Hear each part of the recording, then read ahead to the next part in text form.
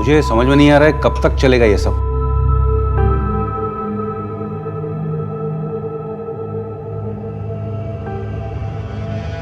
देखो बेटा, इतना हाइपर मत हो। जो भी हैं, हम एक फैमिली हैं।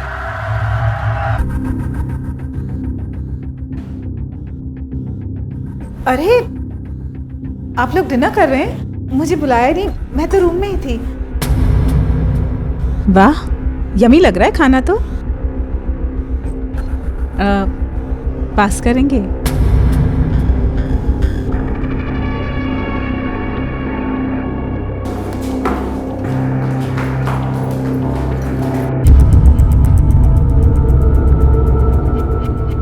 निहारिका, देखो देखो, समझने की कोशिश करो। क्या समझने की कोशिश करूं विजय? क्या समझने की कोशिश करूं? विजय 1.5 साल हो चुका है, कितना इंतजार करूं? हाँ, ये सब करना था तो ये सगाई क्यों की? क्यों दी अंगूठी मुझे? तोड़ दो ना सगाई। शट अप निहारिका, ये क्या बात कर रही हो तुम? मैंने तुम्हें कहा था मुझे थोड़ा और वक्त दो कर। उनको खाने पे भी नहीं बुलाया। अरे लेकिन चुपचाप बैठ के हम सब लोग खाना खा लेते तो क्या भी कर जाते हैं। ऐसे उनके सामने उठ के जाने की कोई जरूरत नहीं थी। और डैड, उन्होंने क्या बिगाड़ा है?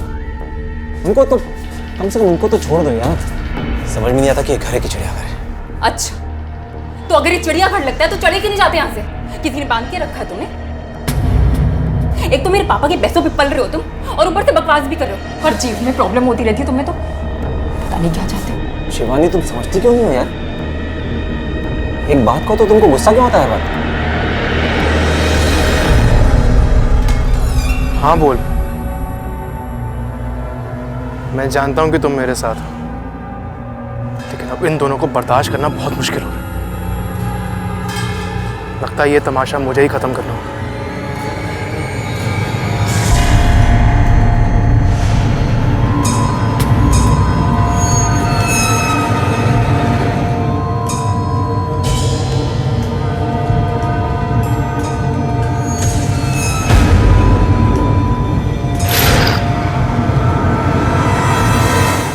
ये उसूल, ये नियम उस डोर की तरह से होते हैं जो हम इंसानों को, हमारे परिवारों को, हमारे समाज को बांधे रखते हैं, हमें निरंकुश होकर बिखरने से बचाते हैं। लेकिन कुछ परिस्थितियों में इस बंधन में हमारा दम घुटने लगता है, उसूल गलत लगने लगते हैं। नियम जिंदगी को बांधने की बजाय उसकी बर्बादी की वजह बनते नजर आते हैं। और एक सवाल जहन में बार बार उठता है कि नियम जिंदगी के लिए हैं या फिर जिंदगी नियमों की भेंट चढ़ जाने के लिए है। और जब इन सवालों के जवाब नहीं मिलते तो वही होता है जो देश की राजधानी में रहने वाले retired IRS officer Vijendra Singh Bhalla और उनके परिवार में हुआ। उससे पहले आप लोगों को कुछ सुनाई नहीं दिया? नहीं। उनकी चीखें या कोई भी आवाज सुनाई दी आप लोगों को?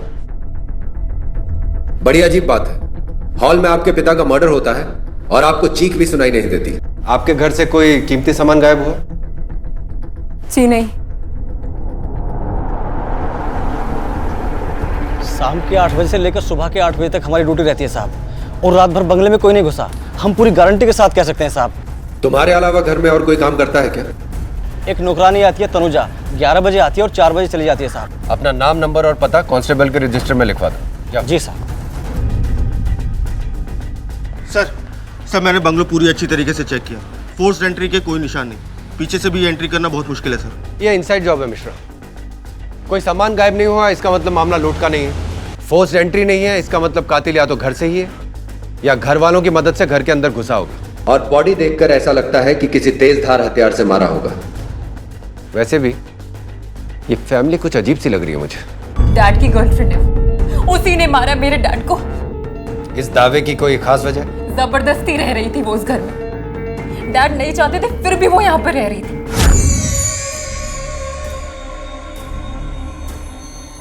तुम अमल होगे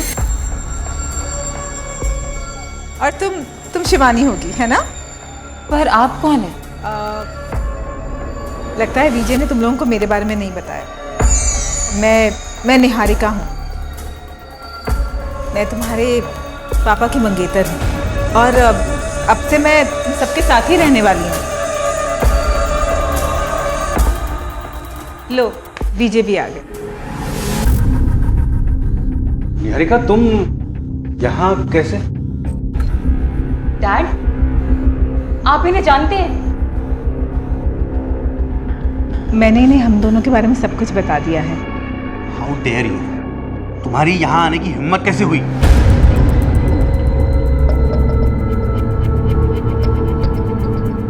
इसमें प्रॉब्लम क्या है विजय? तुम अभी इस वक्त यहाँ से चली जाओ, हम इस बारे में बाद में बात करते हैं। बाद में क्यों विजय? तुम्हें जो कहना है तुम अभी कहो। देखो विजय, मैं यहाँ से कहीं जाने के लिए नहीं आई हूँ। वो इस घर से जाने को तैयार ही नहीं थी, और इसी बात पे पापा और उसका झगड़ा हुआ बेडरूम में। फिर पापा बेडरूम से बाहर आए और उन्होंने दरवाजा लॉक कर लिया। विजय 1.5 साल हो चुका है, कितना इंतजार करूँ? हाँ, तोड़ दो ना सगाई। क्या कर रहे हो ये? विजय, विजय, दरवाजा खोलो विजय। तो फिर दरवाजा किसने खोला? हम लोगों की चीखने चिल्लाने की आवाज़ सुन के वो शोर मचाने लगे। फिर मेरी छोटी बहन आरती ने दरवाज़ा खोला। तो अगर वो बेडरूम में बंद थी, फिर मर्डर कैसे कर सकती है? ये पता लगाना मेरा काम नहीं है, ये आपका काम है। कुछ खास बात जो आप हमें बताना चाहती हैं इस मर्डर या अपने डैड के बारे में? डैड को आइसक्रीम बहुत पसंद है। मैं इस केस से रिलेटेड बात पूछ रहा हूँ, कुछ पता हो तो प्लीज हमें बताइए। नहीं, मैं नींद में थी जब उसने डैड को मारा। किसने? जिसने भी मारा होगा। अच्छा, वो जो निहारिका है, क्या तुम्हारे डैड का उससे रात को झगड़ा हुआ था? हाँ सर, रोज झगड़ा होता था। उस औरत की वजह से हमारी सारी फैमिली टेंस थी, तो जबरदस्ती हमारे घर में घुस गई, अब निकलने का नाम नहीं ले रही है। मुझे तो पूरा यकीन है सर, उसी ने मेरे डैड को मारा है। और कोई है जो रेगुलर बेसिस पे आपके घर में आता हो? और नहीं सर, और तो कोई भी नहीं है। क्यों? आपकी मेड वो रोज नहीं आती? तनु तो सर रोज ही आती है, लेकिन वो हमारे घर में सालों से काम कर रही है। तनु या तनुजा? सर वो किसी पे शक है आपको? हम सब पर शक है सर, सारे लोगों पे। मेरी वाइफ शिवानी, आरती और कुलपी, तीनों नफरत करते थे सर उनसे। सब चाहते थे कि वो मर जाए, सबको नफरत थी सर। इस नफरत की कोई खास वजह? सबकी अपनी वजह है सर। मेरी वाइफ शिवानी के 50 अफेयर्स हैं, आरती ड्रग एडिक्ट है और कुलपी बाप के पैसों पे ऐश करना चाहता है। इसी बीच निहारिका जी आ गई और सबको उनके रिश्ते के बारे में भी पता चल गया था। सब लोग इनसिक्योर हो गए थे सर, ये तीनों के तीनों, कि कहीं प्रॉपर्टी के ऊपर से उनका हक ना चला जाए। सर, निहारिका जी को होश आ गया है।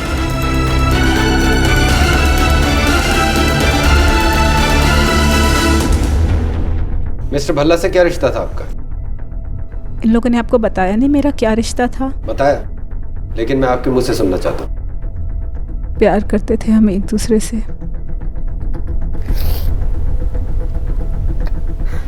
6 महीने पहले मंगनी हुई थी हमारी। तो आप लोगों ने अभी तक शादी क्यों नहीं की? विजय अपनी बच्चों की मर्जी के बिना शादी नहीं करना चाहते थे। आई एम सॉरी, पर आप तो बिना शादी किए ही इनके साथ इनके घर में रह रही हैं। हाँ इंस्पेक्टर, मैंने सोचा कि अगर मैं यहाँ इनके साथ रहने लगूंगी तो बच्चे मुझे समझ पाएंगे, मुझे जान पाएंगे, मुझे अपना लेंगे और शादी के लिए हाँ कर देंगे। उससे पहले कि कुछ भी होता। मैंने सुना है आए दिन आपका और मिस्टर भल्ला का झगड़ा होता रहता था। कल रात भी आप दोनों के बीच में ऐसा ही एक झगड़ा हुआ था। हाँ, मुझे 1.5 साल हो चुका है, कितना इंतजार करूँ? हाँ, ये सब करना था तो ये सगाई क्यों की? क्यों दी ये अंगूठी मुझे? तोड़ दो ना सगाई। Niharika shut up! ये क्या बात कर रही हो तुम? वापस ले लो। क्यों आई थी तुम यहाँ पे? हाँ, मैंने तुम्हें कहा था मुझे और थोड़ा सा वक्त चाहिए। ठीक है, अगर हमें जरूरत पड़ेगी तो आपको फिर से क्वेश्चनिंग के लिए बुलाएंगे।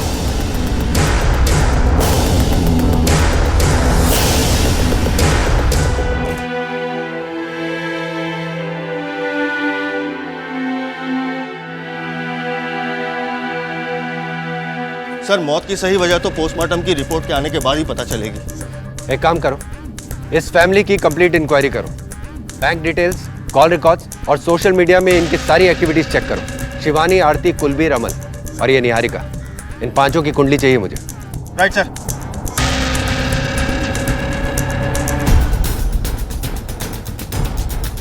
एक्सक्यूज मी, ये शिवानी भल्ला आपके जिम में आती है ना?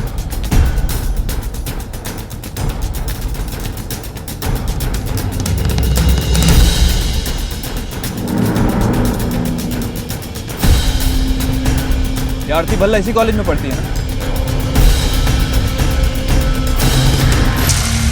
एक इंपॉर्टेंट इन्फॉर्मेशन हाथ लगी है। भल्ला फैमिली की मेट तनुजा लापता है, उसका फोन भी नहीं लग रहा है सर।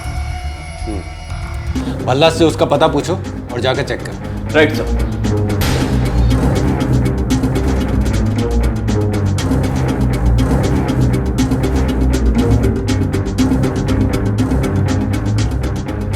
एक मिनट सुनना, ये जो तनुजा यहाँ पे रहती है आपने देखा इसको? जी नहीं देखा मैंने। ध्यान से याद है आपको? याद है। मिश्रा, साथ साथ पता करो। सर, इस तनुजा के बारे में अभी तक कुछ पता नहीं चला है। इसका और इसके पति दोनों का ही फोन स्विच ऑफ है।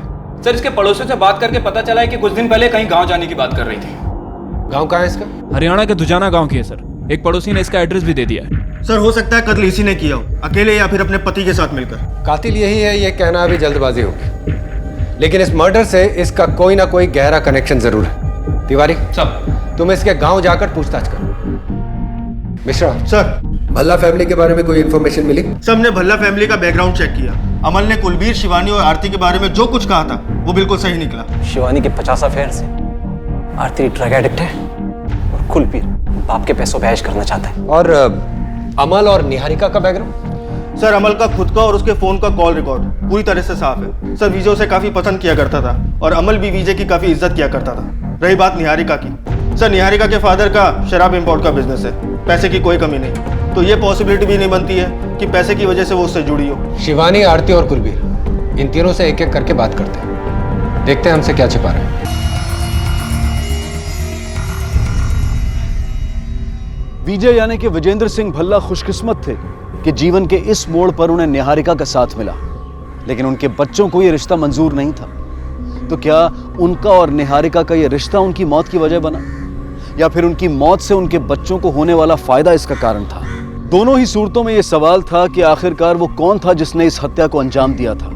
वो शिवानी, कुलबीर या आरती में से कोई एक था, या फिर विजेंद्र सिंह भल्ला के तीनों ही बच्चों ने मिलकर अपने पिता के खिलाफ ये साजिश रची थी, या फिर ये सब भल्ला परिवार की उस घरेलू नौकरानी तनुजा का काम था जो घटना के बाद से ही अपने पति के साथ फरार थी। पुनीत बजाज, निशांत भारद्वाज, सारथी शर्मा, इनको जानती हैं? ये सब आपके एक्स बॉयफ्रेंड्स के नाम हैं, और इन दिनों आप जिसके साथ घूम रही हैं उसका नाम है प्रशांत सरपाल। मेरी पर्सनल लाइफ का इस केस से कोई कनेक्शन नहीं है। कनेक्शन है या नहीं ये देखना मेरा काम है। आपका काम है पूछे हुए सवालों का सही सही जवाब देना। बताइए, आपके इन अफेयर्स के बारे में आपके डैड को पता था? बोलिए। हाँ, उन्हें पता था। आओ ना, बहुत जल्दी लगता है। What the hell? अरे क्या है? पापा, पापा मेरी बात सुनो। पापा चुप कर तू। प्लीज। जानता है ना ये शादीशुदा है, इसके बाद भी तू ये सब कर रहा है? पापा मेरी बात सुनो। अंदर चल, निकल। मेरे पापा को ये लगता था कि मैं कैरेक्टरलेस औरत हूँ। मैं ईमान से बिल्कुल शादी नहीं करना चाहती थी, लेकिन मेरे पापा ने मुझे जबरदस्ती उससे शादी करने पे मजबूर किया। हो सकता है अपनी इस नफरत के चलते आपने ही अपने डैड को मार दिया। हाँ, नफरत तो मैं उनसे बहुत करती थी, लेकिन मुझ में हिम्मत नहीं थी उन्हें मारने की, तो बस मैं उनके मरने का इंतजार कर रही थी। तो फिर किसके नाम करने वाले थे अपनी आधी प्रॉपर्टी? जी वो गुस्से में मुंह से निकल गया था। और पीनी है पी लो यार, फर्क नहीं पड़ता मुझे। सर, आपको कैश में पेमेंट करना पड़ेगा सर। लगता है आपके बैंक ने आपके कार्ड को ब्लॉक कर दिया सर। तेरा दिमाग खराब हो गया क्या? जाके दोबारा ट्राई कर। सर, बार बार ट्राई किया लेकिन नहीं हो रहा है sir. Shut up and get lost.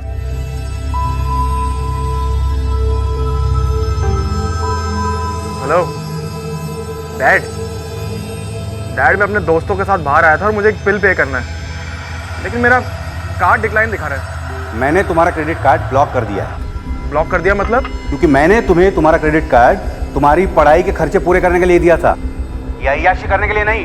Dad, जो इंसान मेरे बाप को मारेगा ना, उसके नाम पर मैं अपनी आधी प्रॉपर्टी कर दूंगा। जब गुस्से में तुम अपने बाप को मारने की बात कर सकते हो तो मार क्यों नहीं सकते? वैसे भी निहारिका के घर में आने को लेकर काफी गुस्सा थे ना तुम अपने बाप से? लेकिन मेरा यकीन मानिए सर, मैंने उन्हें नहीं मारा। I swear sir. ठीक है, फिलहाल तुम जा सकते हो। Thank you sir. सुनो, तुम्हारी मेट तनुजा, वो भी उसी दिन से गायब है जिस दिन से तुम्हारे डैड का मर्डर हुआ था। कहीं उसका और तुम्हारे डैड का कोई झगड़ा हुआ था? कोई अनबन थी उनके बीच में? नहीं सर, कोई अनबन नहीं थी। बस डैड उसके काम से खुश नहीं थे और उसे डांटते थे। डैड को सफाई बहुत पसंद थी। तनुजा, ये क्या है ये? लगता है आजकल तुम्हारा काम में ध्यान नहीं है। इतने सालों से हमारे यहाँ काम कर रही हो, उसका मतलब ये नहीं है कि मैं तुम्हें यहाँ से निकाल नहीं सकता। नहीं सर, गलती हो गई। अगली बार ऐसा कुछ नहीं करूंगी, ध्यान रखूंगी। ध्यान रखो। ठीक है, जाओ। Thank you sir.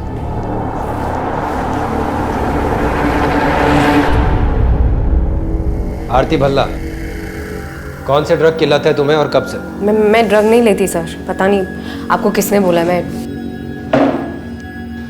पिछले कुछ दिनों से तुम कॉलेज नहीं जा रही हो, जान सकता हूं क्यों? मैं बताता हूं। क्योंकि तुम्हारे ऊपर बहुत सारा उधार था उन ड्रग पेडलर्स का जो तुम्हारे कॉलेज के बाहर खड़े रहते थे। वो अपने पैसे के लिए तुम्हें प्रेशराइज कर रहे थे जो तुम्हारे पास थे नहीं, इसलिए तुमने कॉलेज जाना छोड़ दिया और घर पर जाकर बैठ गई। Look at me when I'm talking to you. तो कैसे चुकाने वाली थी ये उधार तुम? अपने हिस्से की उस प्रॉपर्टी को बेचकर जो तुम्हारे डैड के मौत के बाद तुम्हारे हाथ लगती, है ना? अब बताओ, अपने डैड को तुमने खुद मारा या किसी की मदद ली उनको मारने में? बोलो। मैंने मारा है उन्हें। आपको लगता है ना that I'm a murderer? मैंने मारा है। क्या करेंगे? लॉकअप में डालेंगे? डाल दीजिए। आप जो करना चाहते हैं करिए, जान ले लीजिए मेरी। कीजिए ना, कीजिए कीजिए, हाँ कीजिए। अब हमसे मत पूछिए सर, निहारिका से पूछिए।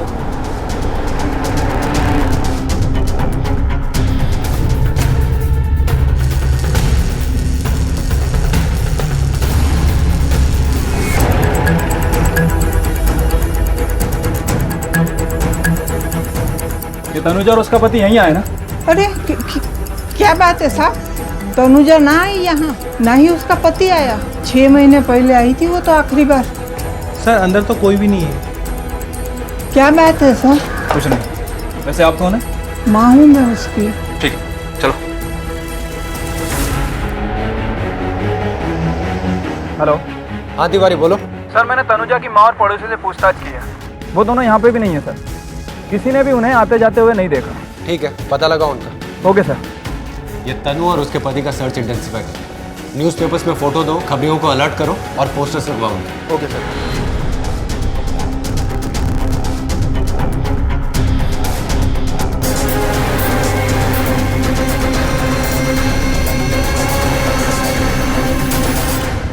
तुमने बताया ना पुलिस को हमारे बारे में? तुमने उनको ये बोला ना कि तुम्हें हम पे शक है कि हमने डैड को मारा है? मुझे पता है कि इसने ऐसा क्यों किया। हो सकता है कि किसी और ने नहीं बल्कि इसी ने मारा और डैड को। इस प्लानिंग के साथ ये सारा का सारा इल्जाम हम पर लगाकर पूरी की पूरी प्रॉपर्टी अपने नाम कर लेगा। क्यों? प्रॉपर्टी प्रॉपर्टी प्रॉपर्टी, कुछ नहीं सोचता ना तुम लोगों को प्रॉपर्टी के अलावा? यही है ना बस? मैंने तुम तीनों का नाम पुलिस को बताया, लेकिन इसलिए नहीं कि मैं तुम्हें फंसाना चाहता था यार, बल्कि इसलिए कि मैं चाहता था कि जिस किसी ने भी डैड को मारा है वो पकड़ा जाए। वो तुम्हारे डैड नहीं थे, वो हमारे डैड थे। तुम्हें जो करना था तुम वो कर चुके हो। अब मैं वो करूंगी जो मुझे करना है। इस मामले को ठंडा होने दो, उसके बाद अगर मैं तुम्हें सड़क पे ना लाके खड़ा किया तो मेरा नाम है शिवानी भल्ला नहीं, समझे तुम? शिवानी, मिश्रा, हर कोई निहारिका का ही नाम ले। लेकिन सर हमें अभी तक निहारिका के खिलाफ कुछ सस्पिशियस नहीं मिला। उसके कॉल रिकॉर्ड्स, उसके बैंक डिटेल्स सब क्लियर है सर। सर मुझे तो ये काम उस भाई तनुजा का लगता है, वरना वो इस तरह फरार नहीं होती। सर पोस्टमार्टम की रिपोर्ट आ चुकी है। सर इस रिपोर्ट के हिसाब से शरीर पे घाव की वजह से मौत हुई थी। सर जिस हथियार से ये घाव किया गया था वो काफ़ी तेज़धार और लंबा रहा होगा। सर ये तो कहना मुश्किल है कि कौन सा हथियार होगा, लेकिन उन्होंने सजेस्ट किया है कि शायद तलवार हो सकती है। तलवार? लेकिन मिश्रा, कातिल तलवार जैसे हथियार का इस्तेमाल क्यों करेगा, जो ना तो इतनी आसानी से मिलता है और ना ही उसे कहीं लाना ले जाना आसान होता है। यही बात तो मेरी समझ में नहीं आ रही सर, कि कातिल चाकू जैसी छोटी चीज को छोड़कर तलवार जैसी बड़ी चीज को लेकर निकलने का रिस्क क्यों लेगा? यानी या तो कातिल और तलवार पहले से ही घर में मौजूद थे, या फिर घर में उनका कोई मददगार मौजूद था जिसने उस कातिल को घर के अंदर आने में मदद की और बाद में घर से बाहर जाने में भी मदद की। लेकिन मिश्रा, ये जो कोई भी हो, प्रोफेशनल किलर नहीं हो सकता। ये हो सकता है कि वो तलवारबाजी में माहिर हो या तलवार जैसे हथियार को लेकर कॉन्फिडेंट हो। मिश्रा, हमारे लिए बहुत जरूरी हो गया है कि हम तनुजा और उसके पति को ढूंढ निकालें। साथ ही साथ ये भी पता करो कि भल्ला फैमिली में कोई तलवार चलाना जानता है या किसी ने कभी तलवार खरीदी है, या फिर उनका कोई भी रिश्तेदार या दोस्त जिसका तलवार से कोई कनेक्शन है। Okay sir. तलवार? लेकिन मेरे घर में तलवार क्यों होगी?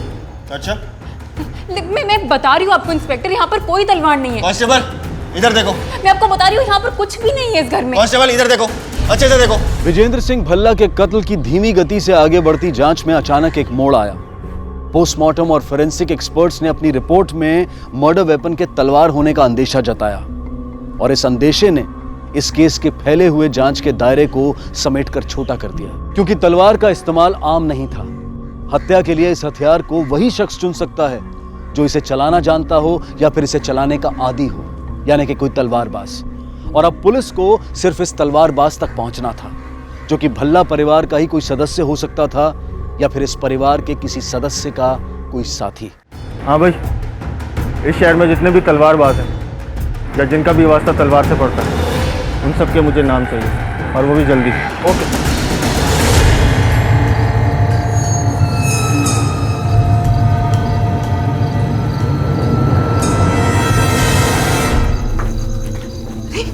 ये क्या चल रहा है? मेरा सामान, मेरे कपड़े।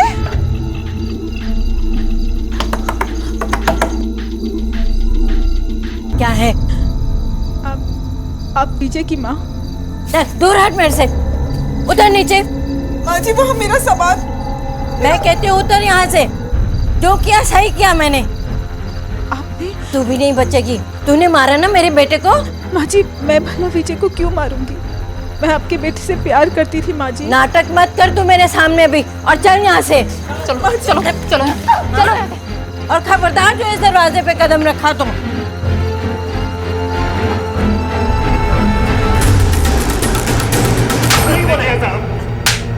चल सच सच बता, तलवार और तनुजा कहाँ है, वरना तेरे बदन से चमड़ी उधेड़ दूंगा। कौन सा तलवार साहब? साहब मैंने किसी को नहीं मारा साहब। जिस दिन मैं घर से निकला था साहब, उस दिन तन्नू काम से लौटी नहीं थी। उसके बाद क्या हुआ मुझे कुछ भी नहीं मालूम साहब। झूठ बोलता?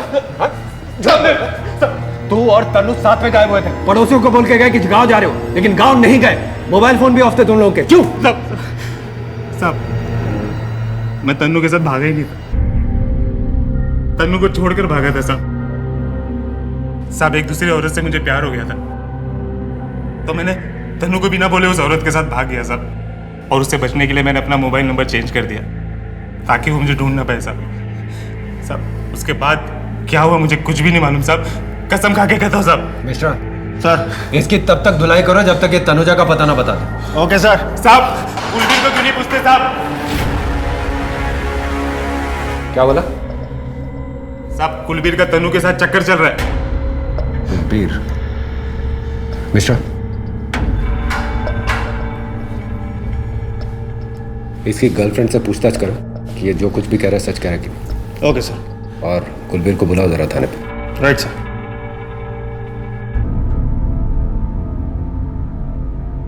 पापा, हट दूर हट। पापा, वो विजय मर गया ना वो। अच्छा ही हुआ जो वो मर गया। बुरा तो ये हुआ कि उसके साथ तू क्यों नहीं मरी। मेरे लिए तो तू उसी दिन मर गई थी जिस दिन तू मेरा घर और मुझे छोड़कर गई थी। चल चल निकल यहाँ से। चल। मैं कहाँ जाऊंगी आपके बिना? मेरा इस दुनिया में आपके सिवा कौन है पापा? प्लीज जा उस फल्ले के पास। मैं अभी ऑफिस जा रहा हूँ, शाम तक लौटूंगा। तब तक तू मेरा घर छोड़कर चली जाना, समझी? शक्ल मत दिखाना अपनी। पापा, पापा। सर मुकेश की गर्लफ्रेंड गौरी से बात, वो सच बोल रहा है, उस दिन वो उसी के साथ था। मतलब इस कुलबीर से ही हमें तनुजा का पता लगाना पड़ेगा। Yes sir. तनुजा कहाँ है? मैं आपको कह चुका हूं ना, मुझे नहीं पता। झूठ बोलता, झूठ बोलता। तेरा और तनुजा का चक्कर था कि नहीं? हाँ सर, मेरा और तनु का चक्कर था। तो फिर ये बात तूने हम लोगों को पहले क्यों नहीं बताई? क्योंकि मेरी फैमिली को पता लग जाता सर। मैं नहीं चाहता था कि उन्हें पता लगे, बहुत बदनामी होती है सर। एक तो तुम अपने डैड से नफरत करते थे, अपने बाप के पैसे पे अय्याशी करते थे ना तुम। अगर घर से निकल जाते तो सड़क पे आ जाते, इसीलिए अपनी तनुजा के साथ मिलके तुमने अपने बाप को मार दिया, है ना? मार दिया ना उनको। और तनुजा से कहा कहीं जाके छिप जाए, जब मामला ठंडा होगा तो तुम उसे वापस बुला लोगे, है ना? यही हुआ था ना? नहीं सर, डैड को तो क्या, किसी को भी हमारे चक्कर के बारे में नहीं पता सर। ना ही मैंने डैड को मारा है और ना ही मुझे पता कि तनुजा कहां पर है। तुमने तनुजा का भी मर्डर कर दिया है ताकि हमें लगे कि वो तुम्हारे डैड का मर्डर करके गायब हो गई है और तुम साफ साफ बचकर निकल जाओ। सर ये कुलबीर, आरती, शिवानी और अमल के दोस्तों और जानने वालों की लिस्ट है। अब इसमें से वो तलवारबाज कौन है जिसकी हमें तलाश है, ये तो नहीं पता। लेकिन अगर हम सही सोच रहे हैं कि कातिल भल्ला फैमिली में से कोई एक है, तो उसका साथ देने वाला भी इसी में से कोई एक हो सकता है। सुरेश मेनन, इसी से शुरुआत करते हैं। Okay sir.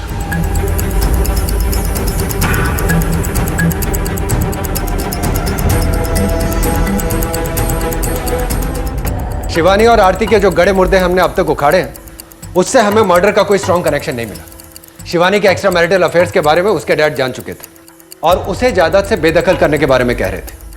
आरती के पास उन ड्रग पेडलर्स को देने के लिए पैसे नहीं थे, उसे एक ही तरीके से पैसे मिल सकते थे, अपने डैड के प्रॉपर्टी से। और कुलबीर का अपनी बाई के साथ अफेयर था। मिस्टर भल्ला की मौत से इन तीनों की प्रॉब्लम्स तो सॉल्व हो ही रही थी, साथ साथ बहुत सारा पैसा और अपने अपने तरीके से जिंदगी जीने की आजादी मिल रही थी। हो सकता है सर, लेकिन सर मुझे नहीं लगता कि इनमें से किसी ने भी कभी तलवार को पकड़ा भी होगा। इतना सटीक वार मुश्किल है सर। इस मामले में एक और इंसान तो शामिल है मिश्रा, लेकिन सवाल यह उठता है कि उस तलवारबाज को ढूंढे कहां से?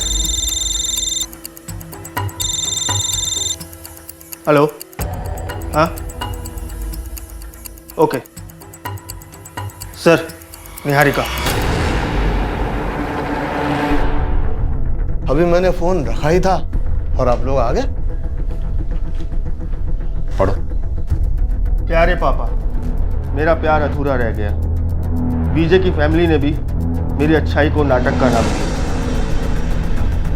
और आखिर में जब मैं लौटकर आपके पास आई तो आपने भी मुझसे अपने सारे रिश्ते को नकार दिया। जिंदगी जीने के लिए अब कोई बहाना नहीं बचा, इसलिए मैं जा रही। आपकी निहारिका।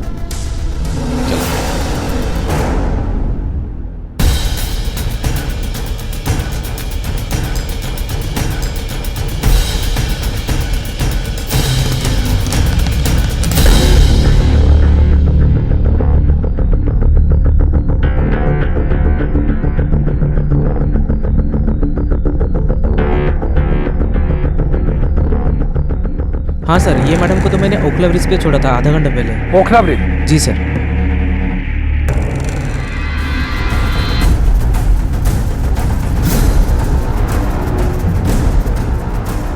सर वो औरत।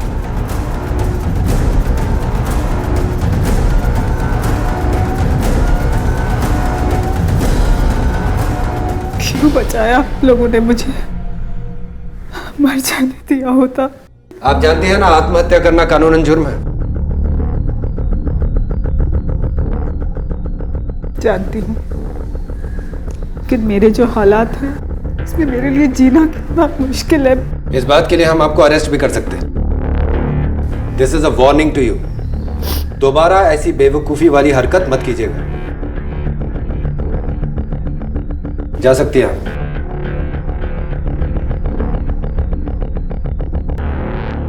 मिस्टर सर, नजर रखो इस पर। Okay sir.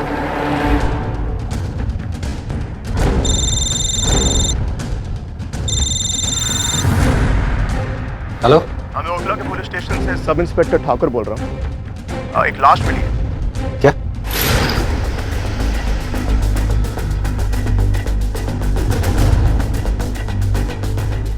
सर, आपके थाने से किसी तनुजा नाम की लड़की के फरार होने का अलर्ट आया था। हमको लगा शायद वही हो।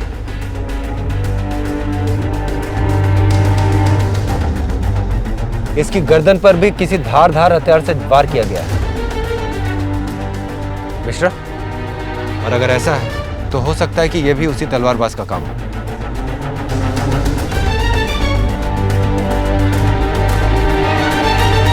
सर ये तो खाली। एक काम करो, बॉडी को पोस्टमार्टम के लिए भेजो। Okay sir. सर तनुजा की गर्दन पे किया गया वार बहुत कुछ वैसा ही है जैसे भल्ला के ऊपर किया गया था, लेकिन सर उसकी लाश के पास से मिला वो खाली पर्स, वो इस कहानी में कहीं फिट नहीं बैठता सर।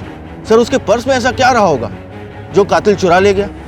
ये सोचो कि एक मेड अपने पर्स में क्या क्या रख सकती है। सर कुछ पैसे, बिंदी, लिपस्टिक या फिर पर्सनल डॉक्यूमेंट्स। हो सकता है कि तनुजा के पर्स में मिस्टर भल्ला के घर की चाबियां। चाबियां? मैं कुछ समझा नहीं सर। तनुजा बरसों से मिस्टर भल्ला के घर में काम करती थी, तो जाहिर है कि उसके पर्स में मिस्टर भल्ला के घर की चाबियों का एक सेट तो होगा ही। मुझे लगता है तनुजा का मर्डर मिस्टर भल्ला के घर की चाबियों के लिए ही हुआ है।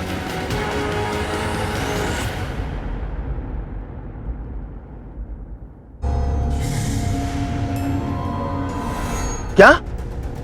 कहाँ? ठीक है, तुम हॉस्पिटल पहुंचो, हम वहीं आ रहे हैं। ओके सर, कांस्टेबल का फोन था जिसको हमने निहारिका के पीछे लगाया था।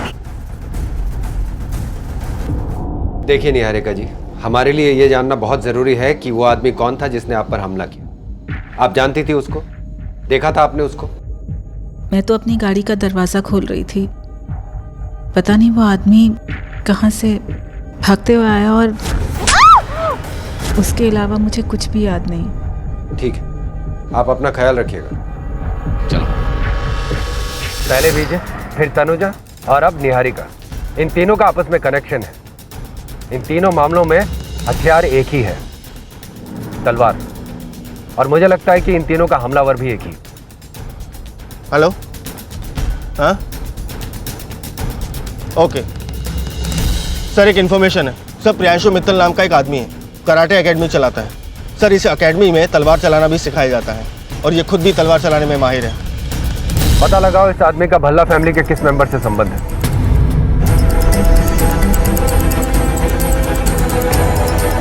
Students, class dismiss.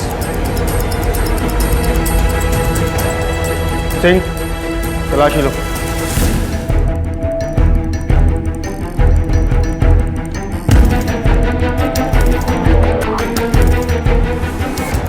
Mister Priyanshu, आपसे कुछ सवाल पूछने हैं। पूछिए। ये एकेडमी कितने सालों से चला रहे हैं आप?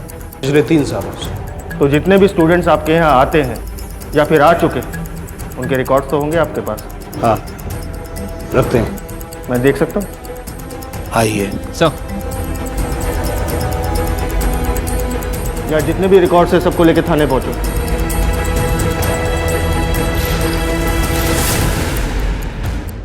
तुम्हारी तलवार तो हमें मिली गई, अब फोरेंसिक से भी ये जल्दी ही पता चल जाएगा कि उसमें फिंगरप्रिंट्स और ब्लड इंप्रेशन किसके हैं। तो तुम खुद बोलोगे या हम बुलवाएं? हाँ, मैंने ही मारा, उसकी मेड को भी। किसके कहने पे मारा? वो चेहरा पसंद नहीं। और निहारिका पे अटैक क्यों किया तुमने? ऐसे दो लोगों की जान ले ली और मजाक लग रहा है तेरे को? मजाक लग रहा है तुझे? हाँ सर, 3 साल पहले शिवानी इस प्रियांशु के एकेडमी की स्टूडेंट थी सर। पूछताछ में पता चला कि शिवानी का इसके साथ भी चक्कर था। तुम्हें तलवारबाजी सीखने की क्या जरूरत थी? तलवार? मुझे तलवार नहीं चलानी आती। झूठ बोल रहे हो। प्रियांशु मित्तल को जानती हो? हाँ जानती हूँ, मेरा बॉयफ्रेंड पुनीत उसकी कराटे एकेडमी में था। हम रिलेशनशिप में थे और पापा के डर से मैंने वो कराटे क्लासेस ज्वाइन की थी। प्रियांशु मित्तल ने मिस्टर भल्ला और तनुजा का कत्ल किया है और उसने ये बात कन्फेस की है। हमें पूरा यकीन है कि वो अकेला नहीं था। असली कातिल तक तो हम जल्दी ही पहुंच जाएंगे, इसलिए तुम्हारी अगर कोई भी बात झूठी निकली तो वो तुम्हारे लिए अच्छा नहीं होगा।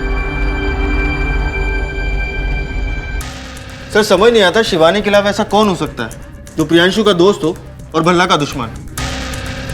ये जरूरी नहीं है मिश्रा कि वो उसका कोई दुश्मन ही हो, दोस्त भी तो हो सकता है। पर ऐसा कौन हो सकता है सर? निहारिका। लेकिन सर उसका रिकॉर्ड तो क्लियर है और उस पर जानलेवा हमला भी हुआ था।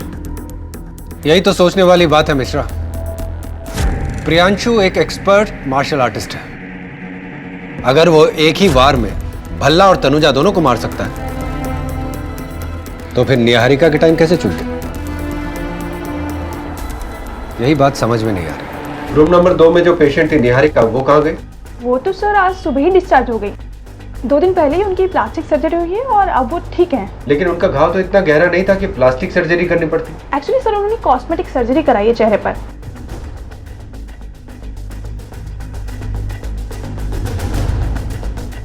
उन्होंने डॉक्टर आहूजा से अपॉइंटमेंट कब ली? Just a second.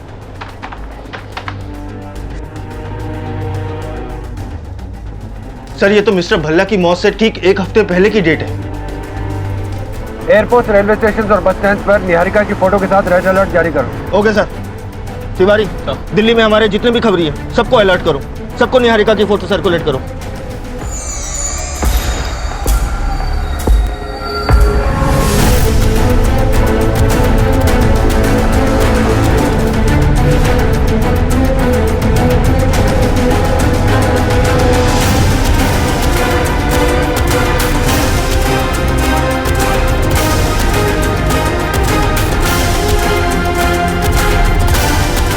तुम जानते हो कि तुम्हारा खेल अब खत्म हो चुका है, इसलिए तुम्हारी भलाई इसी में है कि तुम सब सच सच बता दो। तुम्हारे कहने पे प्रियांशु ने भल्ला को मारा था ना? क्यों किया तुमने ऐसा? मैं विजय से प्यार करती थी, शादी करना चाहती थी मुझसे, लेकिन वो समाज और अपने बच्चों के डर से वो मुझे अपनाने को तैयार नहीं था। पूरे 1.5 साल इंतजार किया मैंने उसका। फिर मेरी मुलाकात प्रियांशु से हुई। प्यार हो गया था निहारिका से मुझे, लेकिन वो विजय ना तो उसे अपना रहा था और ना ही उसे छोड़ रहा। इस बात से वो बहुत परेशान थी, डिप्रेशन में जी रही थी और ये मुझको बर्दाश्त नहीं हुआ। मैंने एक आखिरी कोशिश की थी अपने प्यार को बचाने के लिए। अपना घर छोड़कर, अपने डैड से लड़कर मैं उसके घर जा पहुंची। सोचा था वो मेरा साथ देगा, लेकिन वो भी अपने बच्चों की तरह मुझे बेइज्जत करने लगा। तभी मेरा प्यार उसके लिए गहरी नफरत में बदल गया। मैंने सोच लिया मैं विजय को जान से मार दूंगी, लेकिन ये सब मैं अकेले नहीं कर सकती थी।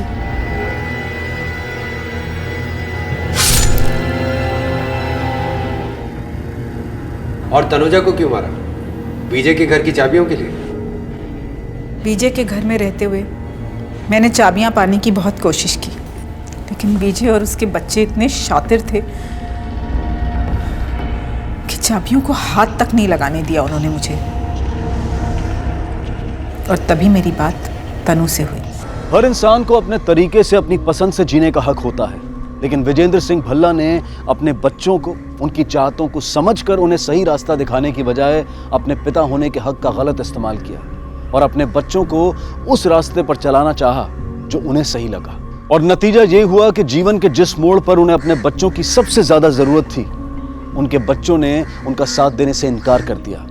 वो अपने पिता के अकेलेपन को समझ ही नहीं पाए और जीवन में अकेले पड़ चुके मिस्टर भल्ला भी अपने बच्चों और समाज के खिलाफ जाकर निहारिका का हाथ थामने की हिम्मत नहीं दिखा पाए। और अपने बच्चों को ना समझ पाने के बाद निहारिका के प्रति अपने फर्ज को ना समझ पाने की वो दूसरी भूल कर बैठे, जिसने निहारिका के सच्चे और गहरे प्यार को उनके लिए नफरत में बदल दिया। जीवन के किस पड़ाव पर की गई हमारी कौन सी भूल कब हमारे सामने आकर हमें सजा देगी, इस बात की भविष्यवाणी करना आसान नहीं है। इसलिए बेहद जरूरी है कि हम जीवन के नियमों को समझें, उनका पालन करें और अपने उन रिश्तों को कमजोर होने की बजाय मजबूत बनाएं जो हमारे जीवन की असली पूंजी होते हैं। नाजायज रिश्ते, नाजायज तरीके कब किसी इंसान को गुनाह की दहलीज पर लाकर खड़ा कर देते हैं, इस बात का अंदाजा नहीं लगाया जा सकता। सपने देखना, कामयाब होना, बेहतर जिंदगी पाना, यह हर किसी के लिए जायज है, लेकिन नाजायज हैं वो तरीके जो झूठ और फरेब की बुनियाद पर इख्तियार होते हैं। किसी और की मेहनत पर अपने उज्जवल भविष्य की कामना रखना रेत के उस महल की तरह से है जो समंदर की लहरों से कभी भी बिखर सकता है। और ऐसी ही पहेली है हमारा आज का क्राइम पेट्रोल डायल 100 का एपिसोड, जिसमें किसी एक के फरेब ने कई लोगों की जिंदगी को खतरे में डाल दिया।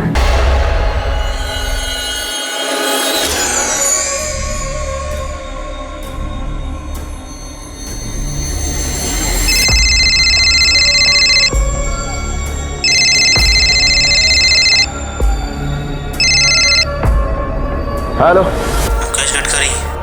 ओ बोलते हैं। तेरी बेटी को हमने किडनैप किया है। फटाफट 2 करोड़ भेज, नहीं तो तेरी बेटी के टुकड़े करके भेजता हूँ।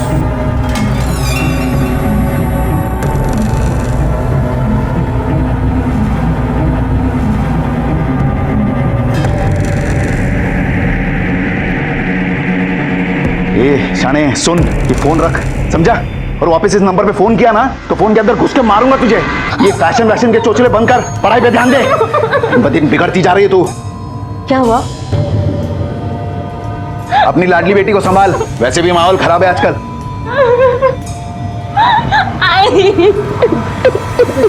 एक तरफ मुंबई के एक बहुत बड़े लैंड ब्रोकर मुकेश गडकरी को लगातार फोन आ रहे थे कि उसकी बेटी को किडनैप कर लिया गया है, लेकिन उसकी इकलौती बेटी उसकी आंखों के सामने थी। और जिस लड़की को उसकी बेटी समझकर किडनैप किया गया था, वो खुद ये बोले जा रही थी कि वो मुकेश की बेटी नहीं है। लेकिन किडनैपर उसका विश्वास क्यों नहीं कर रहे थे? आखिर कौन थी ये लड़की जिसे बंधक बनाकर रखा गया था? क्या वो वाकई में मुकेश गडकरी की बेटी थी या नहीं? और दूसरी तरफ था एक बच्चा जो बंद कमरे में अकेला तड़प रहा था और कोई उसकी देखभाल करने वाला नहीं था। आखिर ये माजरा क्या था और ये तीनों लोग आपस में किस तरह से जुड़े हुए थे?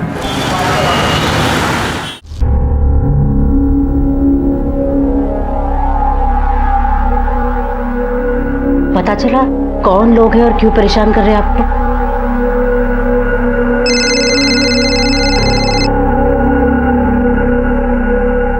हेलो, आप प्लीज इन्हें पैसे दे दो, प्लीज, वरना ये लोग मुझे जान से मार देंगे। आप जानते नहीं ये लोग कितने खतरनाक है। 2 दिन से खाना तो क्या, पानी तक भी नहीं पिया। ए शाने, सुना ना तूने?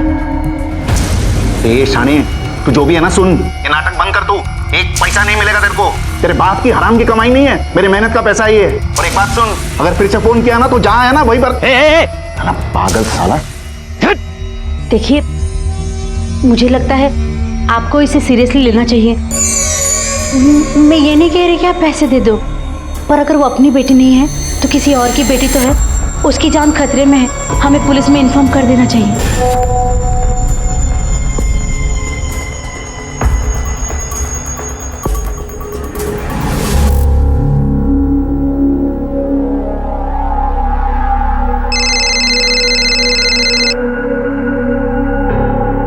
हेलो, मेरा तोहफा देखा तूने?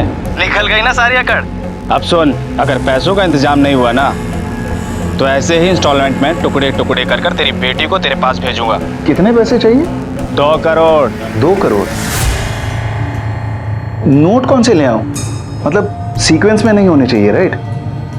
और कहाँ पैसे पहुंचाने होंगे? किसी सुनसान जगह में। और मैं पुलिस को भी नहीं बताऊंगा, वरना तुम तो मेरी बेटी के टुकड़े कर दोगे। अरे वाह, तू तो बड़ा खिलाड़ी निकला, एकदम पहुंची हुई चीज है तू। अब सुन, पैसे कहाँ और कब लेके आने वो जगह मैं तुझे बताऊंगा, तू पैसों का इंतजाम कर। बिल्कुल, तुम जहां बोलोगे वहां पैसे पहुंचा दूंगा मैं।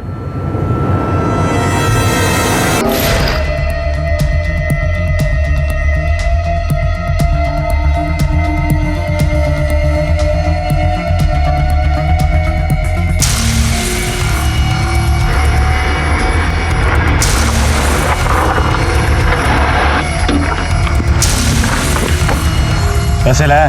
दे जल्दी। मेरी बेटी तुम दोनों के पास है ना? क्यों रे, तेरे को डाउट है क्या? नहीं, मुझे तो कोई डाउट नहीं है, पर शायद तुम दोनों को है, वही दूर करने आया। मतलब?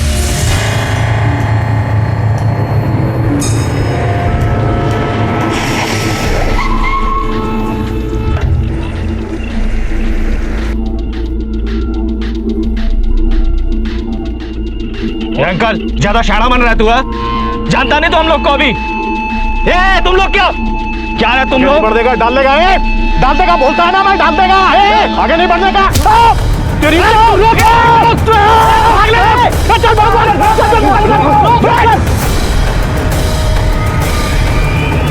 अरे रुको, 2 करोड़ तो ले जाओ। इस केस में सवालों की लंबी लिस्ट थी। आखिर मुकेश पुलिस के पास ना जाकर इस मामले को इतना हल्का क्यों समझ रहा था, वो भी किडनैपर्स द्वारा कटी हुई उंगली का फोटो भेजने जैसे वाकये के बाद। देखने से तो यही लग रहा था कि मुकेश को उस लड़की की जान खतरे में होने का कोई फर्क नहीं पड़ रहा था। क्या मुकेश का और उस लड़की का कोई संबंध था? और दूसरी तरफ वो बच्चा कौन था जो अकेले ही तड़प रहा था, रो रहा था, खेल रहा था? इन दोनों कहानियों का आपस में कोई संबंध था भी या नहीं, और इसका अंत क्या होने वाला था वो तब सामने आता जब कोई इन सवालों के जवाब तलाश करता। लेकिन उसकी किसी को पड़ी ही नहीं थी, और इसी अनदेखी में एक दिल दहला देने वाला वाकया हुआ।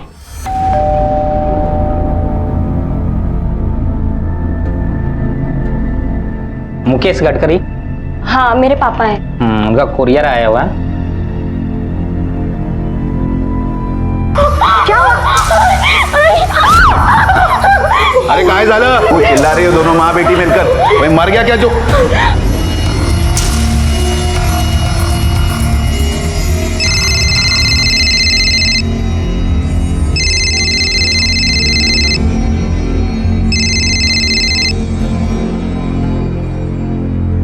हेलो, क्या हुआ?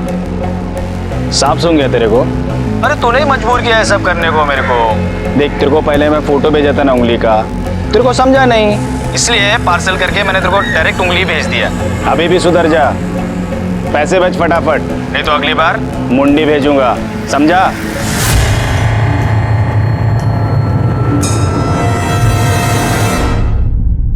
गडकरी साहब, पिछले 2 दिन से आपको रैंसम के कॉल्स आ रहे हैं और आप अब आ रहे हैं हमारे पास। माना कि आपकी बेटी किडनैप नहीं हुई, लेकिन किसी लड़की की जान खतरे में है। इस बात से आपको कोई फर्क नहीं पड़ता? नहीं सर, ऐसी कोई बात नहीं है। मुझे लगा कि कोई मेरे साथ मजाक कर रहा है, इसलिए। आपको किडनैपर्स लगातार 2 दिन से कॉल्स कर रहे हैं। लड़की की आपको आवाज सुनाई गई, यहाँ तक कि उंगलियां काट के उन्होंने भेज दी। तब भी आपको ये लगता है कि वो मजाक कर रहे हैं। अगर आपकी खुद की बेटी होती तब भी आपको ये लगता कि मजाक कर रहे हैं। आपकी लापरवाही की वजह से एक लड़की की जान खतरे में। Do you understand? सॉरी साहब, पर मैंने इतना सब कुछ सोचा नहीं। यही प्रॉब्लम है, ज्यादातर लोग अपने जिम्मेदार नागरिक होने का फर्ज नहीं निभाते। वो नंबर बताइए जिससे आपको फोन आया था। सर, वो हमेशा अलग अलग नंबर से फोन करता था। मला वाटलं कोई मजाक कर रहा है, इसलिए मैंने नंबर सेव नहीं किया। पर हाँ, ये वो नंबर है जिससे लास्ट रैंसम कॉल आया था। यांचा मोबाईल सर्व्हरला टाका आणि यांचे कॉल रेकॉर्ड्स पण काढा।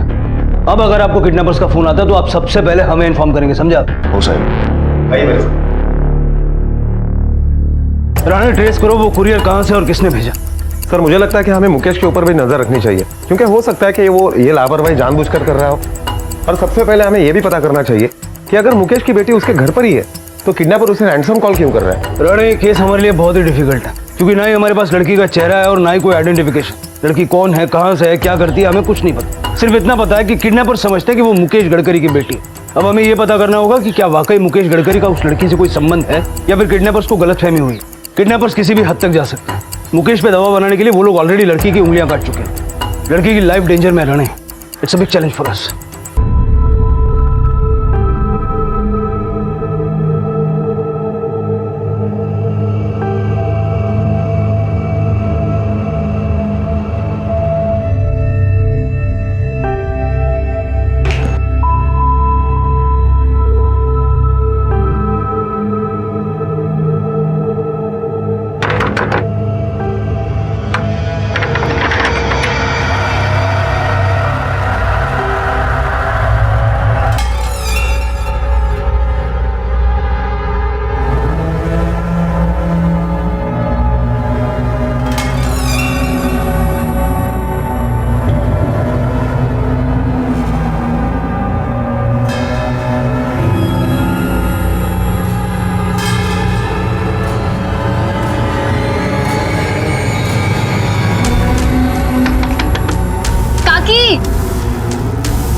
निशा, काकी, आपने मिथिला को देखा क्या?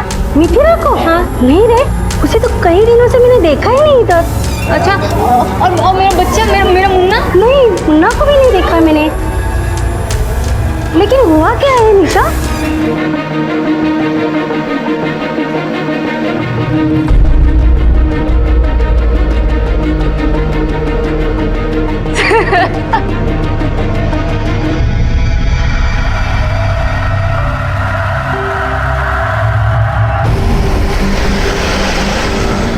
ये पार्सल तुम्हारे सेंटर से कुरियर किया गया है? जी सर। जिस आदमी ने ये पार्सल भेजा, क्या तुम उसे पहचानते हो? सर ऐसा तो मैं नहीं कह सकता है, क्योंकि यहाँ पे दिन में 1000 लोग आते कुरियर करने। देखो, ये पार्सल एक किडनैपिंग केस से जुड़ा हुआ है। तुम्हें कोई भी ऐसी चीज याद है जो तुम्हें संदिग्ध लगी हो? हाँ सर, याद है। वो आदमी चेंज लेना भूल गया था। मैं थोड़ी देर उसकी राह भी देखी थी। जब वो नहीं आया तो उसने मुझे जो कांटेक्ट नंबर दिया था, मैंने उस पर फोन ट्राई किया, लेकिन वो स्विच ऑफ बता रहा था। अगर हम उस आदमी का स्केच बनवाते हैं तो तुम उसका हुलिया बता सकते हो? हाँ जरूर सर। यही था वो? हाँ सर, लगभग ऐसे ही दिखता। ठीक है राणे, ये स्केच मुंबई और पुणे के सारे पुलिस स्टेशन में सर्कुलेट करवा दो, और एक बार चल के मुकेश और उसके परिवार को भी दिखा दो। आप पहचानते हैं इसे? जी नहीं। आप लोग जरा गौर से देखिए, किडनैपर्स में से ये एक है। सर मैं सच कह रहा हूँ, मैंने पहले इसे कभी नहीं देखा। मुकेश जी, आपके हिसाब से किडनैपिंग के साथ में आपकी कोई लिंक नहीं, फिर लोग बार बार रैंसम के लिए आपको ही कॉल क्यों कर रहे हैं? क्यों उसको आपकी बेटी बता रहे हैं? है कौन वो लड़की?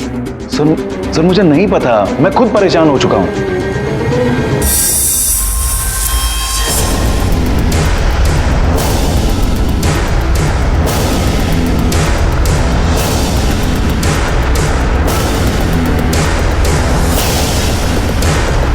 क्या वो वाकई उसकी बेटी थी, या फिर वो किडनैपर्स की किसी बड़ी गलतफहमी का शिकार हुई थी? और वो बच्चा जो मुंबई की एक चौल के कमरे में बंद था, वो अचानक कहां गायब हो गया था? उसकी मां निशा बच्चे को किसी मिथिला के पास महफूज छोड़कर गई थी। कौन थी ये मिथिला और इस वक्त कहां थी? क्या उसी ने बच्चे को गायब किया था, या फिर बच्चा और मिथिला किसी अनहोनी का शिकार हो चुके थे?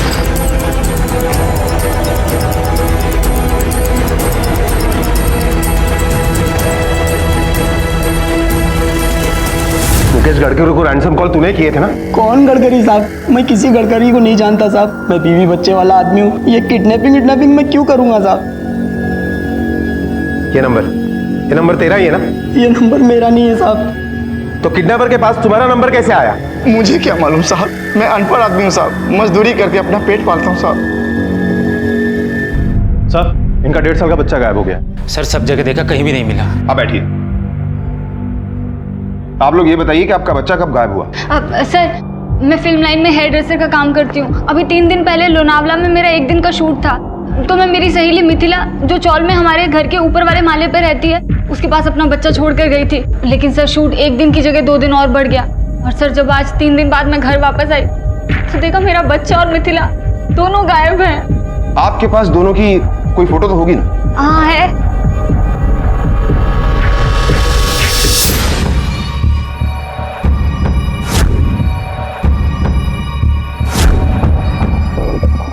कहीं ऐसा तो नहीं कि आपके बच्चे को मिथिला ने किडनैप किया? आप लोगों के पास कोई रैंसम की कॉल तो नहीं आई ना? सर, हमारे बच्चे को अगवा करके किसी को क्या मिलेगा? हम कोई अमीर आदमी नहीं है। वो तो मुन्ने को बहुत प्यार करती थी। बाबू, ये देखो मौसी क्या लाई। ये देखो कपड़े भी लेकर आई हूँ। पागल है क्या तू?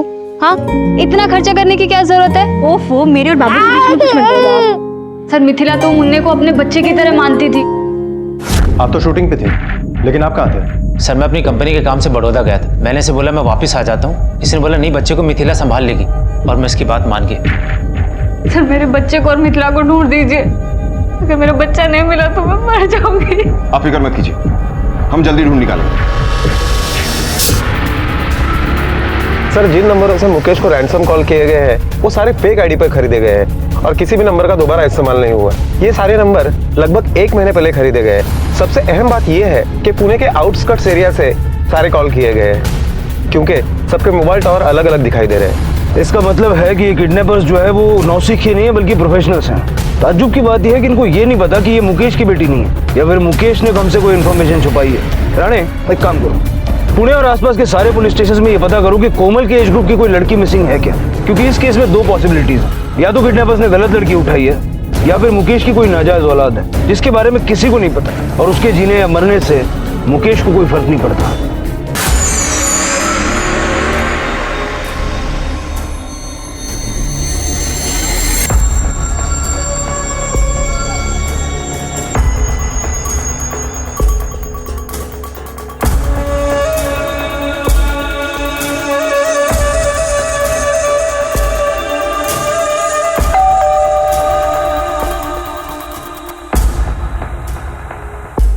मधुरा कहाँ है? ऐसा तो किसी को नहीं देखा साहब, पर पता करता हूँ मैं इसके बारे में। जल्दी कर ले अब्दुल, लड़की अभी भी उनके कब्जे में है। हाँ साहब। सर, हमने पूना और उसके आसपास के सभी पुलिस स्टेशन में इंक्वायरी की, लेकिन 3 दिन पहले कोमल के एज ग्रुप की किसी भी लड़की की कोई मिसिंग कंप्लेंट दर्ज नहीं है। मुकेश की इंक्वायरी में कुछ सामने आया? सर, उसके कॉल रिकॉर्ड हमने दोबारा से चेक किए। किडनैपर के अलावा मुकेश की कॉल रिकॉर्ड में ज्यादातर उससे बिजनेस से रिलेटेड ही कॉल्स किए गए। पर हाँ, एक हेमा नाम की औरत का नंबर मिला है जिस पर मुकेश की अच्छी खासी आउटगोइंग और इनकमिंग कॉल्स है। हेमा?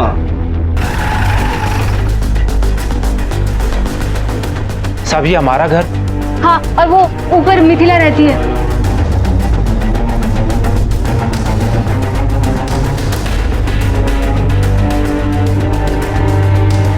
तावड़े सर, इस घर की अच्छी तरह से तलाशी लो।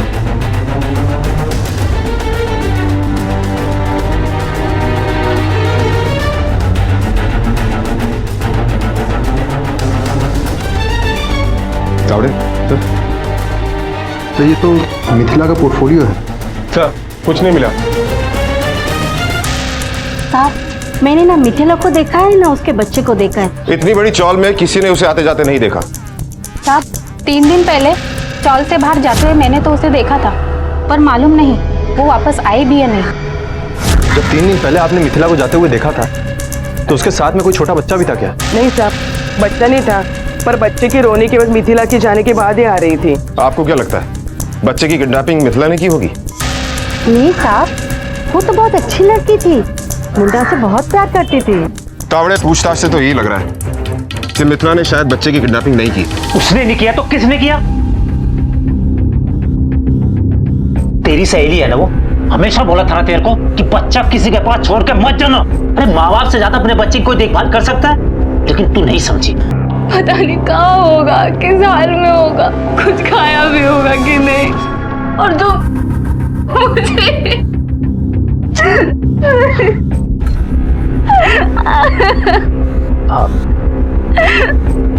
मिस्टर गडकरी, ये हेमा कौन? कौन हेमा सर? मैं इस नाम से किसी को नहीं जानता। चलिए मैं बता देता हूँ हेमा कौन है। हेमा वही है जिससे आप घंटों फोन पे बातें करते हैं, हफ्ते में 4-4 दिन उसके घर जाते हैं। इसका गवाह है उसकी बिल्डिंग का सीसीटीवी। अब याद आया हेमा कौन है? अब ये बताओ कि उसके साथ तुम्हारा रिश्ता क्या है? सर, हम दोनों के बीच संबंध है, मतलब हमारी शादी नहीं हुई, पर वो मेरी बीवी की तरह ही है। उससे तुम्हें एक बेटी भी है।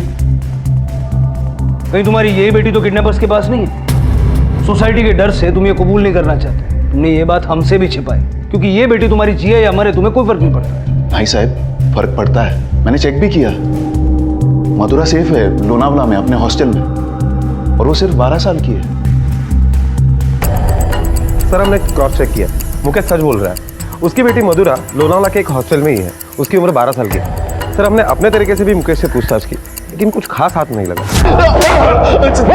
मैं सच बोल रहा हूँ, हेमा और मेरी बेबी कालिंदी के अलावा मेरी जिंदगी में कोई दूसरी औरत नहीं है साहब, और कोमल और मधुरा ही मेरी बेटियां हैं। खरा सांगतो साहब, सच बोल रहा हूँ मैं। तो फिर वो लड़की कौन हो सकती है जिसे किडनैपर्स ने मुकेश की बेटी समझ के उठा ली? मुकेश से उसका क्या लेना देना? सर, लेकिन प्रॉब्लम ये है कि हमारे पास ना ही उसकी कोई पहचान है, ना ही उसके बारे में कोई जानकारी, जिसके बिना पर हम उसे ढूंढ सकें। अब अगर आपको किडनैपर्स का फोन आता है तो उनसे कहिए कि आपको उनकी हर शर्त मंजूर है, और उनसे कहिएगा कि इस बात की तसल्ली के लिए कि लड़की ठीक है, लड़की का एक वीडियो बना के भेजें, जिससे उसकी तलाश करने के लिए हमें उस लड़की का चेहरा मिल जाए। ओ साहब। Okay, thank you. सर, जिस लड़की की मिसिंग कंप्लेंट दर्ज हुई है उसका आइडेंटिफिकेशन हो गया है। उस लड़की की 2 जगह पर मिसिंग कंप्लेंट दर्ज हुई है, एक लोअर परेल पुलिस स्टेशन में और दूसरी सोलापुर के बार्शी पुलिस स्टेशन में। किस किस ने कंप्लेंट लिखवाई? सर, मुंबई के लोअर परेल पुलिस स्टेशन में जिस लड़की ने कंप्लेंट दर्ज की है उसका कहना है कि वो उस लड़की की पड़ोसन है, और बार्शी के पुलिस स्टेशन में जिस औरत ने कंप्लेंट दर्ज की है उस औरत का कहना है कि वो उसकी माँ है। राणे, ताबड़तोब या दोघींना पुलिस स्टेशनला बोलावूंगे। Okay sir. इसे पहचानती हैं आप? हाँ साहब, ये मेरी बेटी मिथिला है साहब। सर, ये मेरी फ्रेंड है। इसके बारे में कुछ पता चला? ये कहाँ है? आपकी बेटी को किसी ने किडनैप कर लिया है। क्या क्या? और सब मेरा बच्चा, कहीं उसे भी किसी ने देखिए, आपके बच्चे के मिथिला के साथ होने के चांसेस बहुत कम हैं, क्योंकि किडनैपर्स ने अभी तक किसी बच्चे का जिक्र नहीं किया। वो तो यहाँ मुंबई आई थी एक्टिंग करने के लिए। आपकी बेटी का नाम मिथिला मुकेश गडकरी है ना? नहीं साहब, मेरी बेटी का नाम मिथिला सुरेश मार्शिकर है। हाँ सर, उसका नाम मिथिला मुकेश गडकरी है। हमारे चौल में सब उसे इसी नाम से जानते हैं। निशा के मुताबिक लड़की का नाम मिथिला मुकेश गडकरी है, जबकि उसकी माँ का कहना है कि उसका नाम है मिथिला सुरेश बार्शिकर। राणा, इस लड़की के नाम के पीछे कुछ तो है जिसका हमें पता लगाना होगा। मिथिला, मेरी बात सुन बेटा, तू यहीं रह के कुछ काम देख ले। इतने बड़े शहर में तू क्या करेगी? हाँ ओफो माँ, तुम डर भी रही हो और इतना सारा सामान भी दे रही हो। अरे वजन हो जाएगा, कैसे लेकर जाऊंगी मैं? आज तुझे मेरी बात समझ में नहीं आ रही है। कल जब वहां मां नहीं होगी ना तुम्हारे साथ, तब इन्हीं चीजों में तू मुझे ढूंढेगी। मुझे पता है तू अपने खाने पीने का ख्याल नहीं रखने वाली है। माँ, मैं तुझे बहुत मिस करूंगी। पता है, वहां मुझे बिना बोले समझने वाला कोई भी नहीं होगा। तभी तुम्हें बोल रही हूँ ना, फिर एक बार सोच ले, यही रुक जा। माँ, मुझे जो करना है वो यहाँ पे नहीं हो सकता। मेरा करियर मुंबई में है। मुझे एक कामयाब इंसान बनना है, खूब नाम कमाना है, खूब पैसे कमाने हैं। ऐसे रोते हुए मत भेजो ना, खुशी खुशी भेजो। ठीक है, अगर तेरी यही इच्छा है तो तू जा। मैं जानती हूं तेरे सारे सपने पूरे होंगे। तू बहुत बड़ी कलाकार बनेगी। गणपति पापा तेरी सारी इच्छाएं पूरी करेंगे।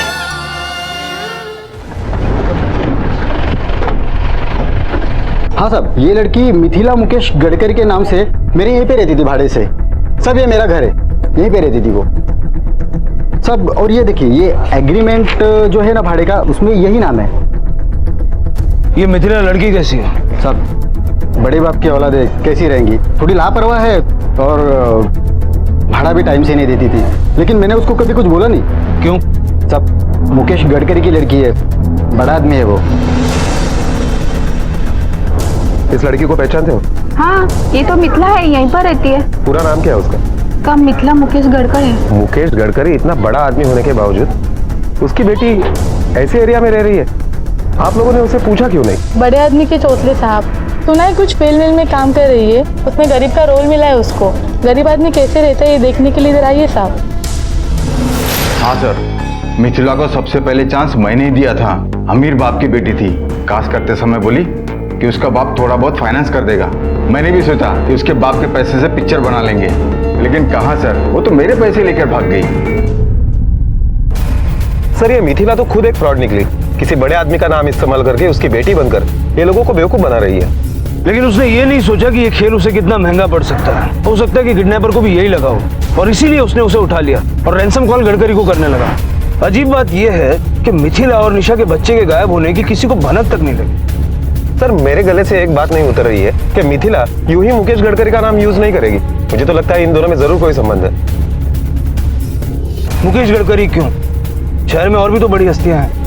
वहिनी, मिथिलाने तुम्हाला मनी ऑर्डर पाठवली आहे। हे घ्या, याच्यावर अंगठा लावा।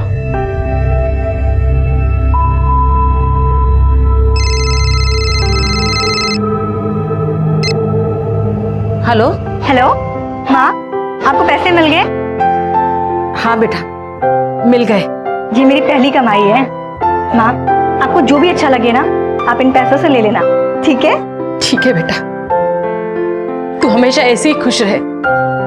मैं चाहती हूँ कि तू बहुत बहुत तरक्की करे। मेरा आशीर्वाद हमेशा तेरे साथ। अपना ख्याल रखना। आप भी ध्यान रखना। सर, सुशीला साहब, मेरी बेटी का कुछ पता चला? देखिए, अभी तक तो कुछ पता नहीं चला, लेकिन आप चिंता मत कीजिए, जल्दी पता चल जाएगा। आप किसी मुकेश गडकरी को जानती है? मुकेश गडकरी? कांदिवली ठाकुर कॉम्प्लेक्स में रहते हैं। जमीन खरीदवाना बिकवाना वो काम करते हैं, ब्रोकर है। हाँ साहब, मैं जानती हूँ उनको। मैं 10-12 साल पहले मुकेश साहब के यहाँ काम करती थी साहब। 2 साल मैंने उनके यहाँ काम किया है, लेकिन मेरे मर्द ऑफ होने के बाद मैं गाँव वापस चली गई। मिथिला तब कितने साल की थी? 10-11 साल की होगी साहब। इसका मतलब है कि मिथिला ने बचपन में ही मुकेश गडकरी का नाम, उसकी इज्जत और उसका रुतबा देखा था, जिसका उसने फायदा उठाना चाहा जब वो एक्ट्रेस बनने के लिए मुंबई आई। लेकिन उसकी यही सोच उसको भारी पड़ गई, क्योंकि बाकी लोगों के साथ साथ किडनैपर्स ने भी यही समझ लिया कि वो मुकेश गडकरी की बेटी है।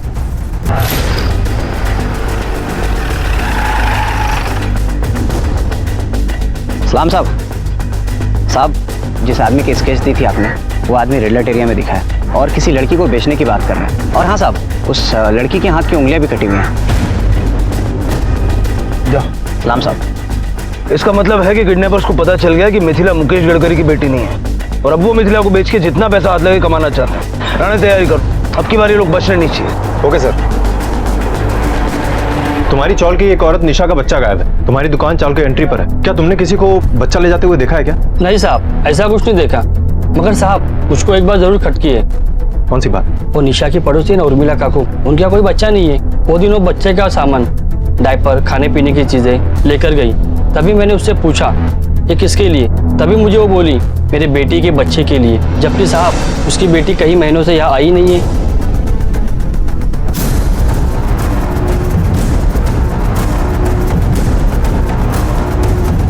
गलती नहीं होनी चाहिए राणे, वो लड़की हमें किसी भी हाल में मिलनी चाहिए। पोजीशंस ले लो।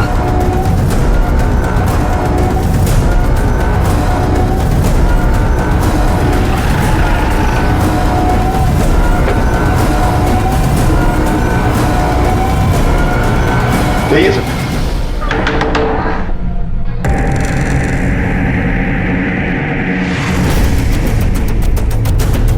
घर की अच्छी तरह से तलाशी लो।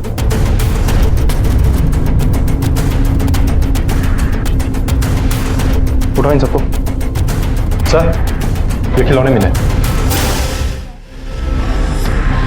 चल बता, बच्चे को कहां छुपाया है? साहब, कौन सा बच्चा और आप किस बच्चे की बात कर रहे हैं? साहब, मैं कुछ समझा नहीं। चावड़े, चल समझा इसे। ये देख तेरे कॉल रिकॉर्ड। सुरेश मिश्रा नाम के आदमी से तू लगातार बात करता है। जानता है ना वो क्रिमिनल है, चाइल्ड ट्रैफिकिंग के केस में वो वांटेड है। और जब से निशा का बच्चा गायब हुआ है, तब से तो उस वांटेड सुरेश मिश्रा से लगातार टच में है। अब आगे की कहानी तो खुद बताएगा, क्योंकि अगर हम तेरे से पूछेंगे तो बड़ा अफसोस होगा तुझे बाद में। बोल।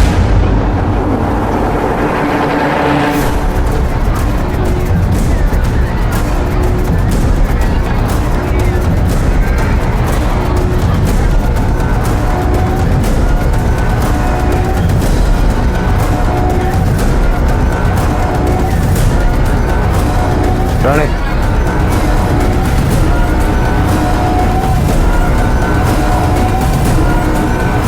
ए, रुक। शक्ल देगा इसकी। कौन है तू?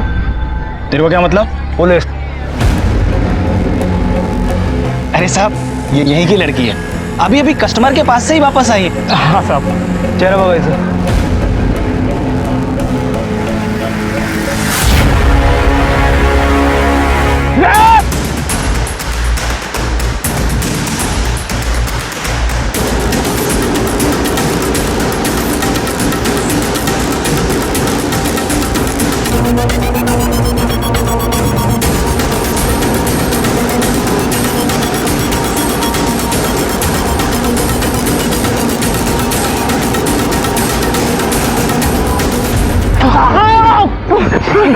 लड़की को किडनैप करेगा? मिथिला, मिथिला, किसी को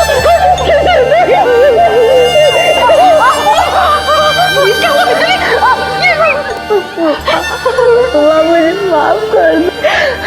कामयाब इंसान मछली की सिर मार दी मैंने मुकेश गडकरी का नाम ले लिया और झूठ बोलने की ये सजा पाई।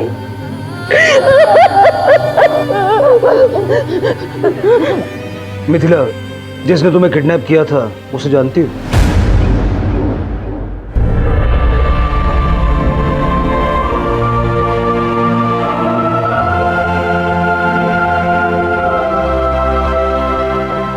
साहब, आपको बहुत बहुत धन्यवाद। आपकी वजह से हमारा बच्चा हमें मिल गया। मैंने तो उम्मीद ही छोड़ दी थी। उम्मीद तो मैंने भी छोड़ दी थी।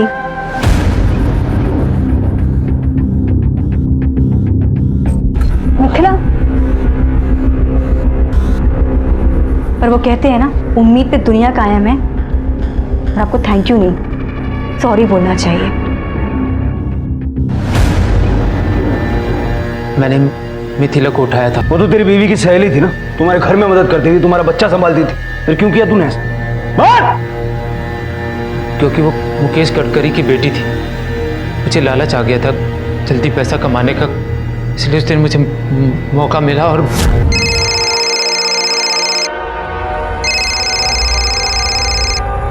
हेलो। हाँ मिथिला, मैं गौतम बोल रहा हूँ। हाँ दादा। अरे जो मेन रोड के बाहर जो कॉफी शॉप है ना, उधर आ जा। मेरे दोस्त का जानकार प्रोड्यूसर बैठा हुआ है उधर, बस 5 मिनट के लिए अपनी शक्ल दिखा के चली जाए। पर दादा, बाबू तो अकेले है घर पर। थोड़ी देर की बात है, बाहर से दरवाजा बंद करके आ जा। अरे इतनी बड़ी अपॉर्चुनिटी नहीं मिलेगी तुझे। अच्छा ठीक है। मेरे लोगों ने उसे उठा लिया। अच्छी जिंदगी जीना सबका हक है, लेकिन किसी दूसरों के पैसों पे नहीं, गुनाह के रास्ते पे चल के नहीं। और अगर ये बात तेरी समझ में आ गई होती ना, तो इस वक्त तू अपने बीवी बच्चे के साथ होता। अब जेल में सड़। सर एक मुकेश गडकरी का नाम इस्तेमाल करने की धोखाधड़ी ने मिथिला के जीवन को खंडित कर दिया और गौतम के अपने परिवार को गलत तरीकों से अच्छा जीवन देने की धारणा ने उसे अपने परिवार से दूर रहने की सजा इनाम में दिलवाई। गौतम को मिथिला को अगवा करने के लिए और निशा के पड़ोसियों को उसके बच्चे को अगवा करने और बेचने के लिए गिरफ्तार किया गया।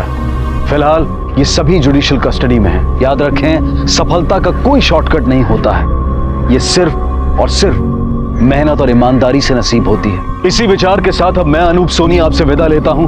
फिर मुलाकात होगी अगले एपिसोड में एक और चौंका देने वाले केस के साथ। तब तक अपना और अपने परिवार का ख्याल रखें और देखते रहें क्राइम पेट्रोल डायल 100। सबक एक को, सीख हम सबको। जय हिंद। क्राइम पेट्रोल के और भी दिलचस्प कहानी देखने के लिए हमारे चैनल को सब्सक्राइब करें और बेल आइकॉन दबाना न भूलें।